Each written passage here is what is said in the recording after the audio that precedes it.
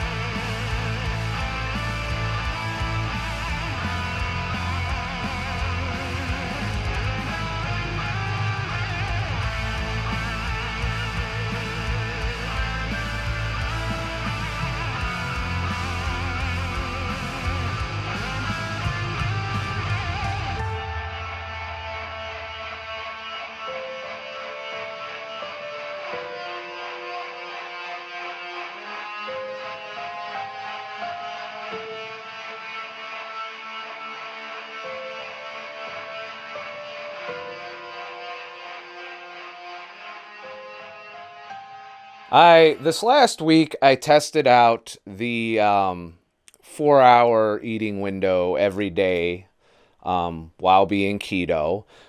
Just so you know, if you're unfamiliar, I've been doing for quite a while now the 36-hour fasts, occasionally fat fasts, but water fasts too, and 36-hour eating windows. And that ADF protocol brought me into the upper 180s and left me there with a little minor fluctuation here or there, based on eating patterns, shitting patterns, and, how much fucking energy you burn. Sorry, my voice is a little hoarse. It was a rough weekend. Sorry, I had to get my plastic chemical water for a minute. So I was very happy with the ADF protocol. I wasn't very hungry on my fast days, if at all.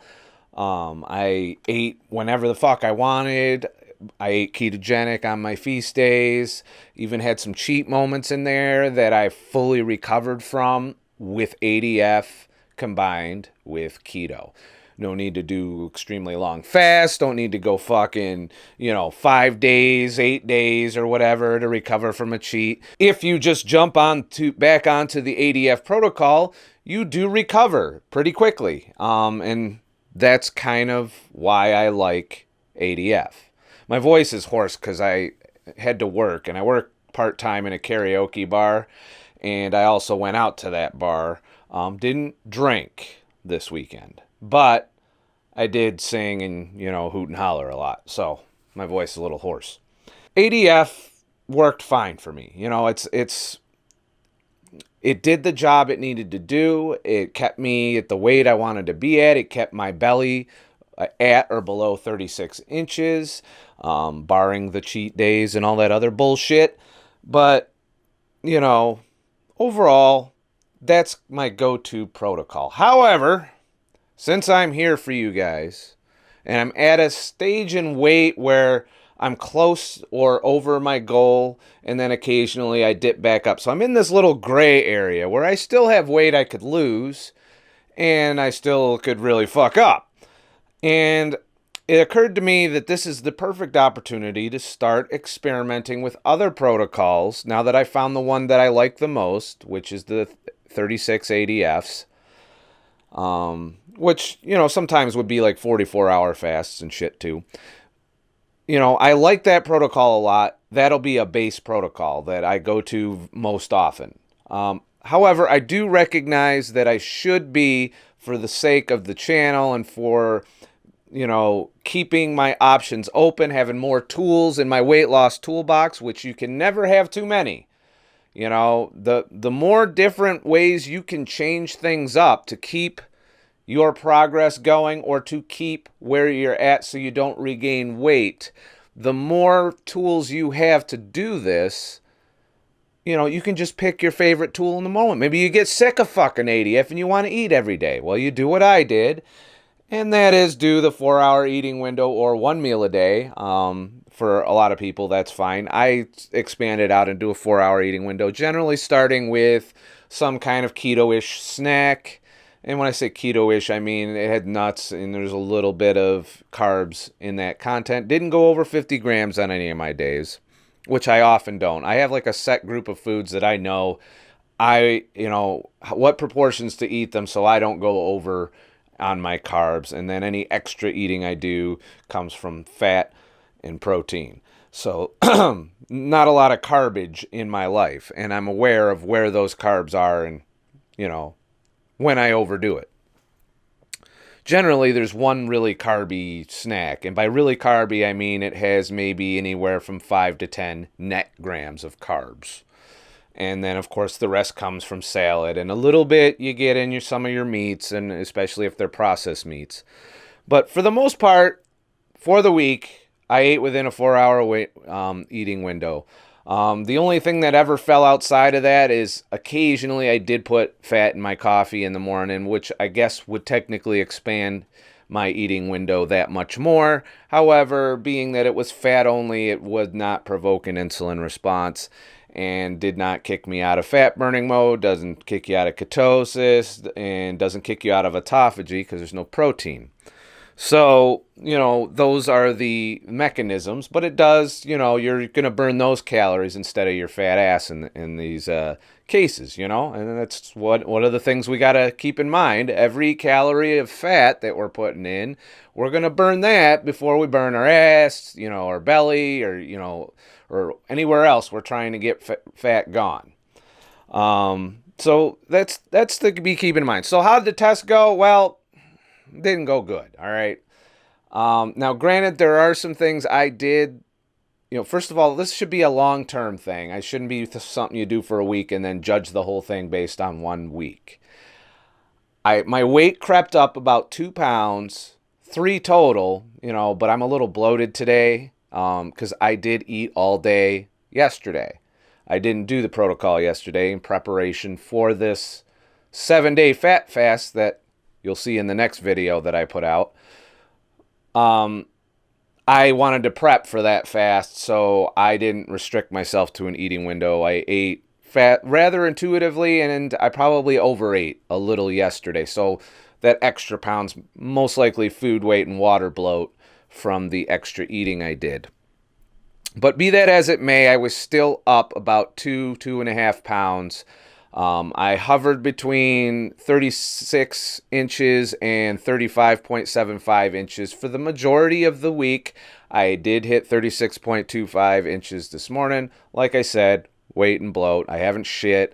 I haven't, been pissing a lot. I know I'm retaining water right now, and that's just how it is. And I also know over the next 3 days doing this fat fast that's all going to get the fucking flushed right out of me, and my weight will drop dramatically probably in the first 3 days of the fat fast, but all of that's going to be retained water and food weight.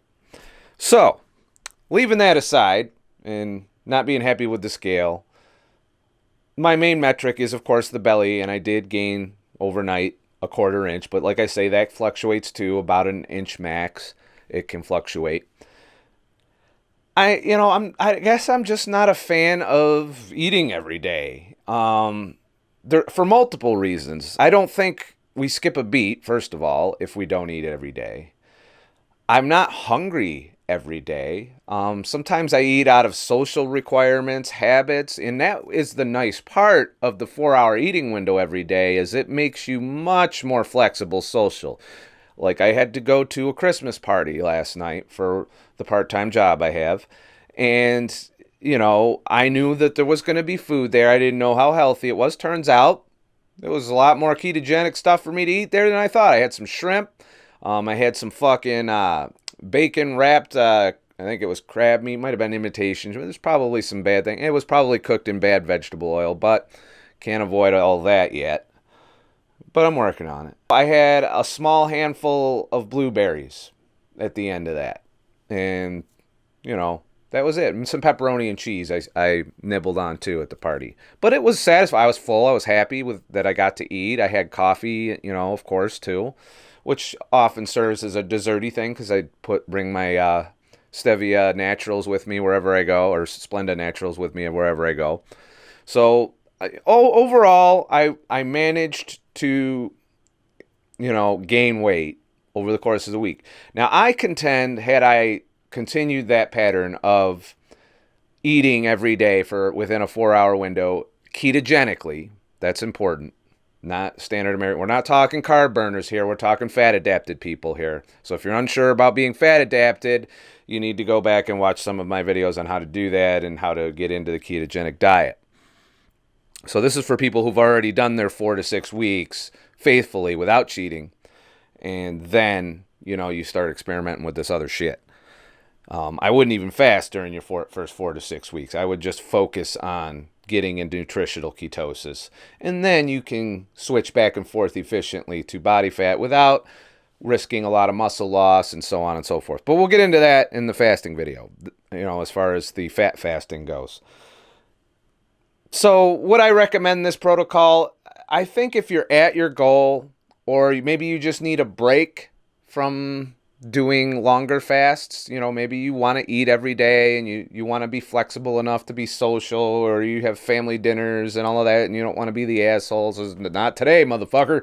I'm drinking my coffee. You just shut the fuck up. This provides that flexibility because you don't have to eat at the same fucking time every day. It all works out mathematically in the end. If you choose to have your 4-hour eating window for breakfast and lunch, that kind of works just fine. If you choose to have it around dinner time, that's just as good. There are arguments to be made with our circadian rhythm and cortisol and all of that, but it's been my experience that no matter what time of day you do your eating window, the results do not vary based on that. And I've experimented with that in the past and found that it really didn't move the needle either way, whether you ate your 4-hour eating window in the morning or whether you ate it at night.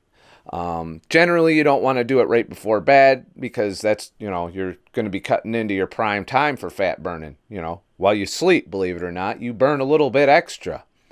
And you don't want to sabotage that by giving your body fuel other than your ass to burn. And like I said, whatever you eat, that's going to get burned and stored before you get access to your fat. And that includes fat. So that's the only downside of having fat, is it's really just you're not using your fat, you're using that fat first. It's nice to know that if I want to maintain or if I need a break, I can do the 4-hour eating window. So that's the verdict on, 1 meal a day, 4-hour eating window, coming from a more aggressive protocol like 3680F. All right, so if you're switching around and you're doing around, I would say 3680F for weight loss and maintenance and maybe trying to move your plateau over a long period of time, whereas, you need to gain a few pounds or you need to maintain your current weight, I would lean towards 4-hour eating window. 1 meal a day, you should technically maintain your weight. But if you're not careful, some people can defeat the hunger satiation that you get from keto and overeat on a ketogenic diet. I do not doubt this. I've done it myself. It's not because you're physically hungry. It's mostly a mental game at that point. You are putting yourself in situations revolving around food. A lot of these places that you end up in have bad fats and very few options, and there's a chance you're getting hidden carbs and sugar that you don't know you're getting. And the more you put yourself in these hostile environments, or the more you have keto desserts, or the more you eat a lot of shit ton of nuts, or so on and so forth, the more weight you can gain while on a ketogenic diet. It is not flawless. And it is, I've always contended the ketogenic diet to me is not a weight loss diet. It is a diet that stabilizes your appestat, that gets your body to regulate its own body weight and energy expenditure properly. And then you use the fasting as a tool to switch from burning the fuel that's provided by the ketogenic diet to burning the fuel that you're stored on your body over the years. And gradually you work your way down. And the lower you get, them last few 5-10 pounds are going to be stubborn as shit. And if you're really getting extreme and you're trying to get to your abs and you want to see abs and be like cut and shit, then you really got to dial in the ketogenic diet.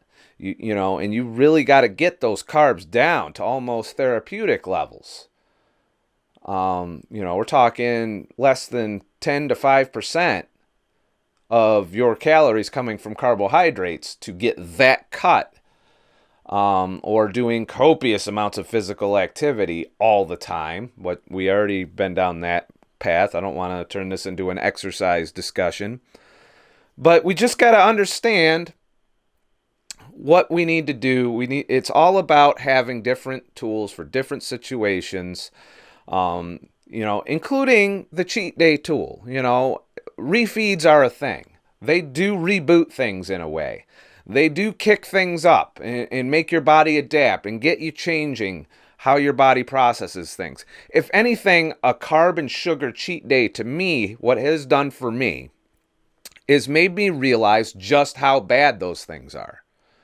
There's never been a time where I've been fat adapted and went out and had a fucking cheat meal and been like, woo, back to carbs and shit. I'm ready. Give me the fucking cookies. Come on, let's go. Yeah. I've never felt oh my God, that was the greatest feeling ever. Let me keep doing that. No, every time I've done this, if I've had a cheat day with carbs and sugar while fat adapted, I have felt like a bag of shit.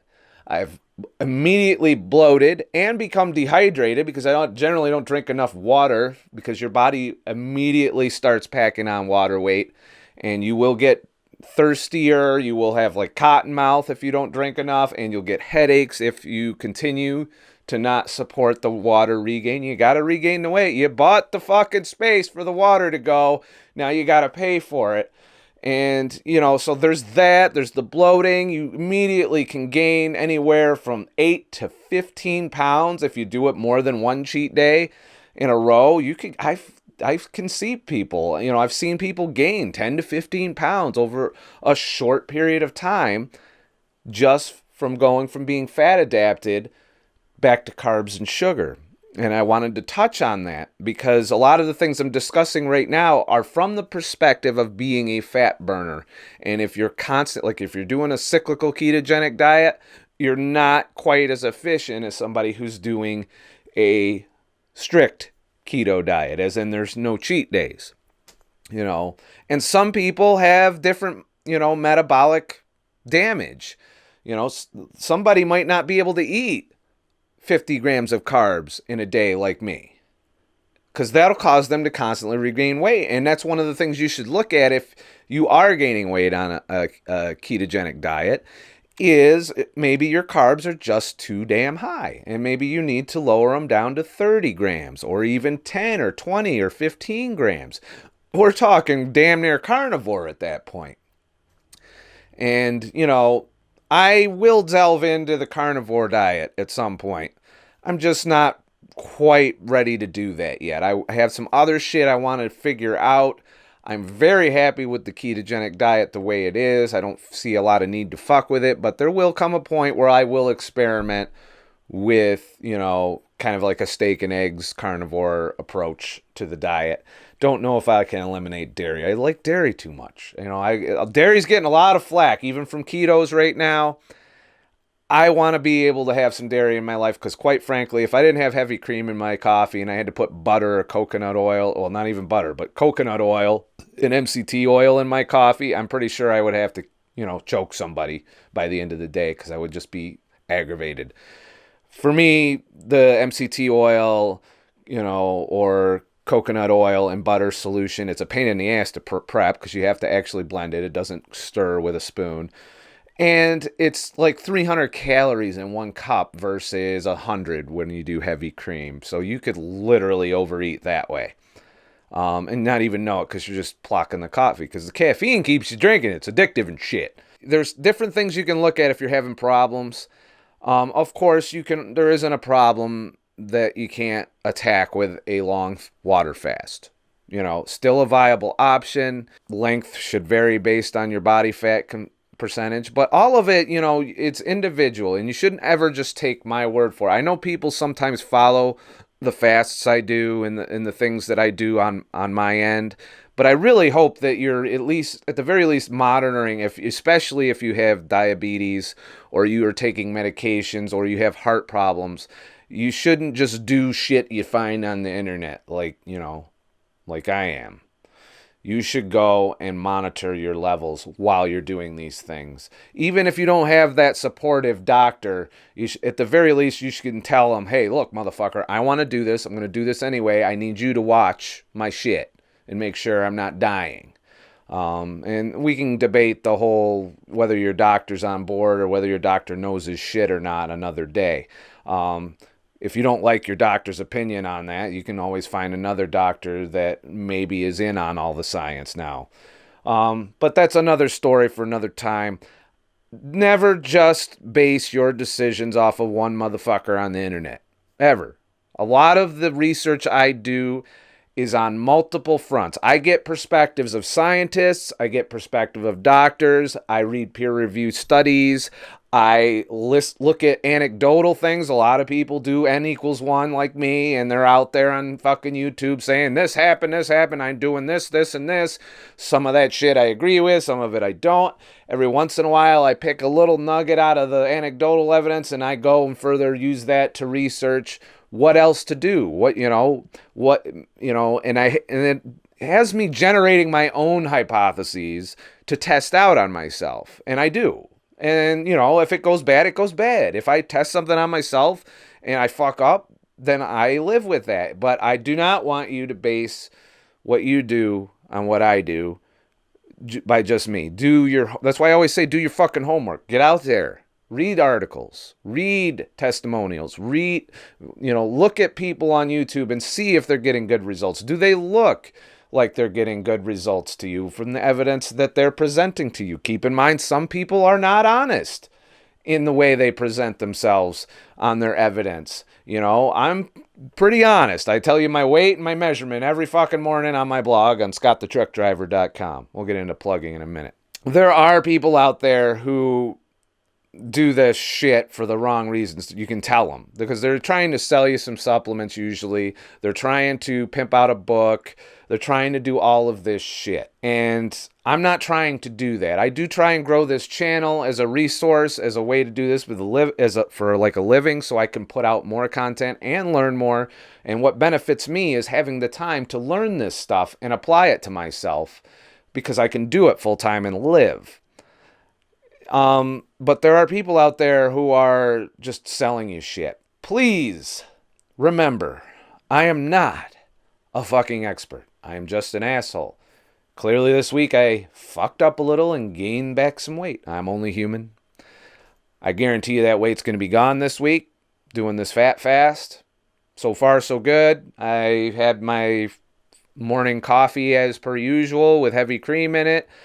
I did toss around the idea of giving up artificial sweetener, but I'll get into that in the video. That's a little preview of what's to come. 4-hour eating window. Try it out on yourself.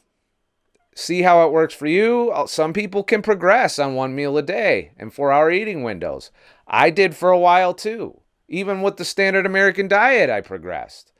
However, as you go on, that levels out. And it's time to change things up and experiment with other things. And I've done a lot of that throughout my weight loss. I've experimented repeatedly with different protocols, with different ways of eating, with carb cycling, with cheat days and sugar and bleh. I've done a lot of these experiments on myself. So it took a while to really narrow down to 36 ADF being my favorite and most efficient protocol. It doesn't involve long fasts, not in the sense of 5-7 days. It's, doesn't involve overeating because generally you're not going to out-eat a 36 to 44 hour fast, even if you have 36 hours to do it, unless you're just eating nonstop from the time you wake up to the time you go to bed during your eating window and then having another big meal in the morning. That's just not how it works for me. It generally worked out where my eating windows were a little shorter and my fasting windows were a little longer just because I wasn't hungry. And when I say intuitive eating, that's only eating when you're physically hungry, when you feel like you want to eat. Not because you're bored, not because the fridge is open in the other room, not because you're surrounded yourself in a shitty food environment. These are not reasons to eat. When you are physically hungry, you feel empty, you feel a little bit, you can even feel a little bit of a stomach pain when you get really physically hungry. That's when you know you need to eat, definitely. And you should break a fast if you're feeling that, that painful hunger. But, there's a difference between craving, there's a difference between dopamine activities, and there's a difference between hunger. And that little area can be great, especially if you're eating addictive foods. And I'm finding artificial sweetener to be among that addictive nature. I'm definitely getting dopamine hits from using artificial sweetener on things. So we'll get into that at some later point as well. If you haven't checked out ScottTheTruckDriver.com, I am going to be documenting this week's fast on there. If you have been reading that, you are already aware of the fact that I'm starting my 7-day fat fast with followed by 7 days of normal, intuitive ketogenic eating. So that's what I'm going to be testing out. I plan on testing out a while. Stay tuned for that video. If you like what I'm doing, or if you want to support so I can continue to do this content and spend time making videos and doing research and running a website and keeping us all connected and communicating with you guys, if you think all of that is worth the shit, in the link below, you will see a donation tab. It's my tip jar. It's on my website, ScottTheTruckDriver.com. You can throw $1 or $2 in there, and every little bit helps. It keeps me, going, so I don't have to do as much other shit. Because right now I do a lot of other shit to survive. And I can keep doing that. If you guys are happy with this, don't give shit, Also, checking out the blog helps too. If you read my blog, that generates some more ad revenue for the channel too, and keeps me producing more content. I do put a lot of work into that website now, every day, Monday through Friday. So, enjoy, and I'll see you guys. Oh, wait, I almost fucking didn't do my outro. What the hell was I fucking thinking and shit? Have a nice motherfucking day. And shit.